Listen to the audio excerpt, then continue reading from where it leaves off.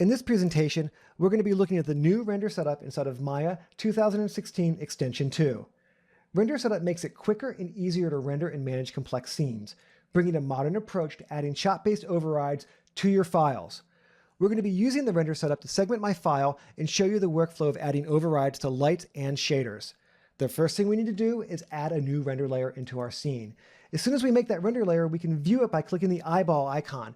And what happens is my viewport goes blank because we haven't made any relationships to this render layer. We haven't populated it with any of the data in our scene yet. So to do that, all we have to do is add on a collection. We can add objects to the collection in two different ways. We can simply drag and drop an object from the outliner onto the collection to make the relationship, or we can use expressions to add objects to collections and remove objects from collections. And this is possible because render setup is based on a name system.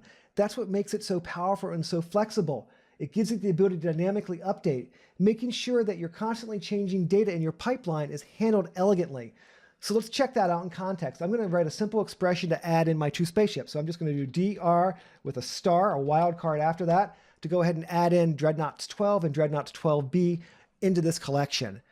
So what we've got going on now is we've got a render layer and we have a collection with some geometry on it, but what we haven't done is added any lights to this render layer. It looks a little bit like there's light in my scene, but that's just because I have some hardware fog in the viewport. So what I want to do is start to create another collection that's going to add the lights to this render layer, and I'm going to use a template to help me speed that up.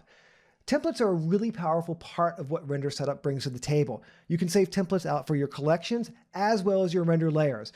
They're just simple JSON files. So the idea behind this is after you've taken your time to develop a really complex render setup, you can take that work and replicate it across your shots in your show. Very powerful, very elegant workflow. So I'm going to just go ahead and bring in this template lights. And what that does is it's in italic, so it's showing me that it's an imported in template. And it's just a dynamic expression that's looking for all the lights in my scene. So starlight star, they're automatically getting grabbed and thrown onto this new render layer. Pretty straightforward.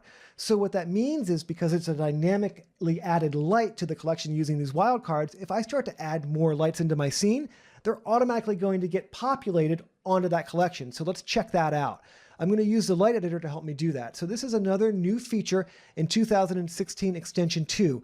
The light editor consolidates all your lighting information into a nice little window that lets you work with them very efficiently and elegantly. So we're just going to create a new spotlight in our scene. And we'll go and we'll scale that guy up. And you can see that that spotlight was automatically added into that collection, again, because of that wildcard expression. And the next thing that I want to do is I want to just view this spotlight using our look-through camera here to kind of position that light over here, and we'll just kind of backfill this ship here. So that looks pretty cool. So the next thing that we're going to do is we're going to start to do some overrides. I want to pump all the lights in my scene a given percentage. The director comes in, looks great, I want it brighter or I want it darker. So we want to do an override on the lights. The thing that's kind of cool is we've got all of our lights collected for us and populated onto this collection lights. So what I'm going to do is I'm actually going to grab this guy and I'm going to make a relative override of all the intensity values. So we're going to switch the override attribute type to relative. We'll just grab something like a spotlight. We'll go to the attribute editor for this guy and I'm going to drag and drop the attribute that I want to have changed for every single object that's in that collection. So any object that lives on the light collection that has the attribute intensity is going to get this relative override added to it. So if we jump over here to the relative override and we bump this up to something like 2, you can see that it's going to bump all my lights. So my directional light, my spotlight, my point light, they all got from their current baseline value 2 added to it. Now that's obviously a little bit crazy, but you know, we could go ahead and subtract some. We could do -1, right? It's very fast and very easy to work with these overrides because of their flexibility. So that gives you a quick example of how we can use overrides to start to make quick changes to our scene here. Now, obviously, as I'm doing something like this, we always have the ability to turn on and off the effect of a given override or a given collection for that matter. So we can solo collections, we can mute the effects of objects on collections or overrides on collections. It's extremely powerful and very elegant to work for. So we're going to turn off that intensity override because I don't want my scene to be all blown out. So the next thing that I want to do is show you how we can do a shader override. Let's say we wanted to generate a map pass or an ID channel for the spaceship. So let's do that really quickly. So we'll create another collection. Pretty straightforward. We'll just call this one ships. And I'm going to add to this collection these guys here. So notice that objects can live in multiple collections. And with that collection added, we'll just kind of solo that guy so you can see that it's just the ships, and we'll actually put the lights on too. And what we're going to do is we're going to create an override on these. So we're going to say, instead of doing an absolute or relative override on a single attribute, I'm going to create a shader override. So that means that anything that's in this collection is going to get its shader taken off and this new shader overridden or put on top of it. So very straightforward. We'll go ahead and we'll add this, we'll just do a surface shader on that guy. That's cool. And we'll just make it red so it's easy to see.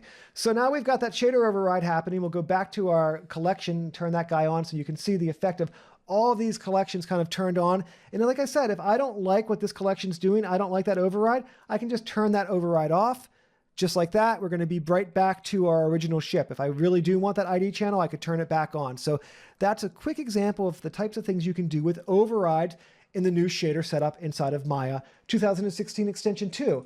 Now, there's a couple of other little things I want to touch on briefly. There's been a lot of nice subtle changes made to the outliner, specifically to help them work efficiently with the render setup. So you can see that we have a new filtering bar. So right now we're filtering out the master layer. But if I wanted to, I could say, you know what? Show me inside my current render setup layer. So if I do that, it's going to basically go through and just only show things that have been added to the current selected render layer. Pretty straightforward.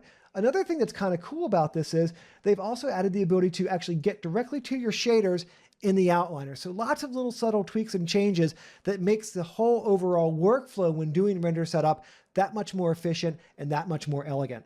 So the last thing that I want to talk to you about really quickly is the ability for Maya to handle namespaces and the render setup system to handle namespaces and referencing efficiently, because again, it's based on this naming workflow, so it just doesn't break. And that's really the key concept here. So let's go ahead and get back to our master layer, filter our master layer out here. And you can see that I've got these namespaced props in here. So what I want to do is I want to create a new collection that's going to grab props. And whenever I import props in or whenever I reference props in, I want them automatically to get added to this collection. So how do you do that? Well, you create a new collection, pretty straightforward. And we'll just call it P for props.